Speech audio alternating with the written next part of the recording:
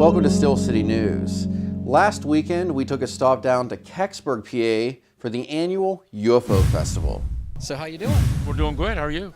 Pretty good. So how's the festival going? Well, the festival's doing great. We had huge crowds. I would say that the crowd we had yesterday, I will bet it was probably one of the biggest crowds we ever had, or maybe the biggest we ever had here. There were people here from Canada, from I believe it was Iowa, California, Arizona. So we had many people from out of state came in for the event this year. So you were telling me that you had a lot of new things come in, a lot of new reports since we last talked. Anything stand out? And actually, yeah, it's still ongoing.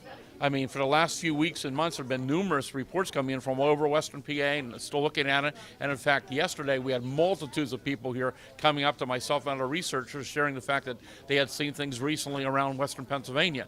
So we're talking UFO sightings, Bigfoot reports, some of the giant bird, the Thunderbird sightings, Black Panthers, other oddities. So a lot of people are seeing things, and this something goes on year after year here in Pennsylvania.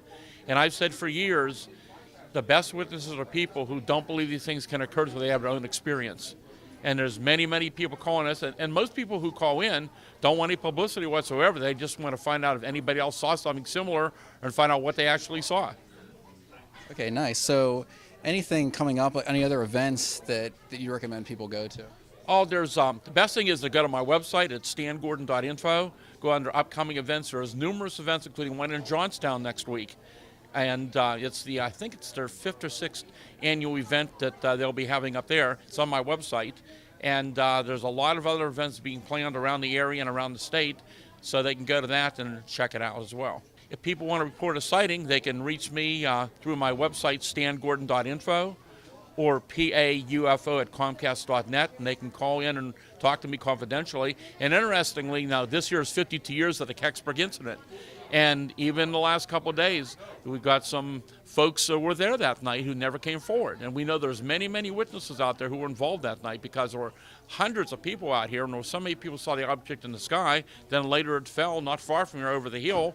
And then the interesting thing is the military comes in and apparently recovers the object and hauls it out of the area. But there were so many people, including reporters from all over the greater Pittsburgh area who were on the scene themselves who witnessed the military activity. So there are still witnesses out there, and we're hopeful if somebody else saw it, they may have some good information they can share with us that might help answer some of the unanswered questions. This is Jim and Dee Trick from Goosebumps Paranormal Society. Okay, tell me a little bit about your organization. Go ahead. We're a paranormal investigating group. We go around the local area and we go out of town and we investigate any paranormal activity that people let us know about. Could be Bigfoot, could be ghosts, spirits, all kinds of different things. And we were lucky enough to be on Finding Bigfoot a couple years ago when they were down in this area, so it was a lot of fun. Wow, very nice. I see you have some equipment over here on display. Can you tell me a little bit about that? Just it's basic equipment for anybody who wants to get started in the paranormal field. Basic things like just a little audio recorder, a video camera, flashlight, EMF detector. And there's EMF detector. Just something basic. Just a basic stuff. We've got a lot of other equipment, obviously, back home, but we couldn't bring it all. But this just gets people started, gets them interested. Sometimes people watch the ghost shows, the ghost hunter shows on TV, and they don't get to see what an EMF detector really looks like. So we just brought a couple things.